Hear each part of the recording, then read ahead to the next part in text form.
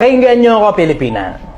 Breadwinner, kausap ko kayo ngayon. Wag kang magtatangkilik ng katamaran. Bakit? Ang sabi sa Biblia, ang sino mang ayaw gumawa, wag din namang kumain.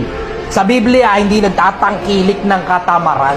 Kapag hindi ka pa naman senior citizen, kapag wala ka namang sakit, kapag hindi ka naman PWD, at walang diferensya ang katawan mo at pwede kang magtrabaho, pag ayaw mong magtrabaho, wala kang karapatang kumain. Ingatan nyo sarili nyo, mga breadwinner. Kasi baka akala mo, pagmamahal pa, na pakainin mo yung mga tamad. Pero hindi mo alam, nagtatangkilik ka na ng katamaran. Ingatan nyo sarili ninyo, mga breadwinner. Kasi baka nagsusustento ka na lang sa mga lintang mga tao na ayaw maghanap buhay. Ang gusto, pigain ka ng pigain habang may dugo ka pa. Tapos pag piga ka na, itatapong ka ng parang basura na parang kasalanan mo pa pag hindi mo sila pinakain. Pilipinas, madala ka na sa mga taong linta na basura ng lipunan. Yung pagtulong utos ng Diyos yun eh. Walang problema sa tumutulong eh. Mag-aral lang tayo ng aral na totoo. Walang problema yung tumutulong. Sabi ng iba, "Uy, wag mong bibigyan yan. Mga sindikato yan, mga bata." Kaya tuloy yung iba, nagkakaroon ng lusot para wag tumulong. Ay, sindikato lang yan. Bibili lang ng drugs yan. Alam nyo, ako hindi ko problema yun eh, kung saan niya dadalhin. Ang kailangan makita sa iyo ng Diyos, nakahanda kang sumunod sa aral niya. Kung yung tinulungan mo, nagtatamad-tamad, hindi mo problema yun. Ang utos kasi tumulong eh.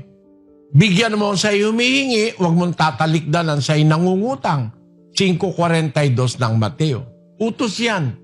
Kaya pag may humihingi, ang obligasyon mo, magbigay ka. Yun namang nangungutang, kung kaya mong pautangin, edi pautangin mo.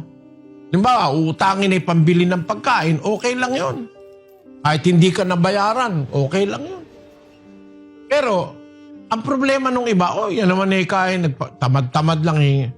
Hindi ko nga problema yun, sabi ko eh. Kasi, ano ba kung magtamad ka, sino bang may kasalanan? Hindi ikaw. Hindi ka, kinukonsinti mo, hindi. Hindi pangungonsinti ang pagsunod sa utos ng Diyos. Maliban na lang na alam ko talaga, binibili mo ng drug, alam ko, masusubaybayan ko, hindi kita bibigyan. Pero, hindi ko naman masusubaybayan. Na-stop lang yung sasakyan. Merong pulubing nang hihingi. Mag-iimbestiga pa ba ako? Hoy, ikaw ba? Bibili ka ba ng drug? Hindi.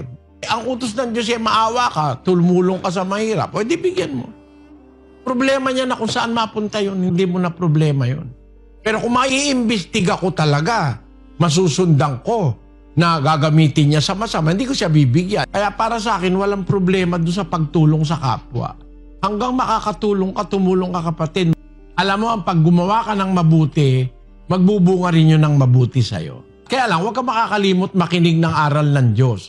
At baka mamaya, yung paggawa mo ng mabuti, wala kang guide, ano? Dapat may guide ka, yung aral ng Diyos na itinuturo sa iglesyang nasa Biblia.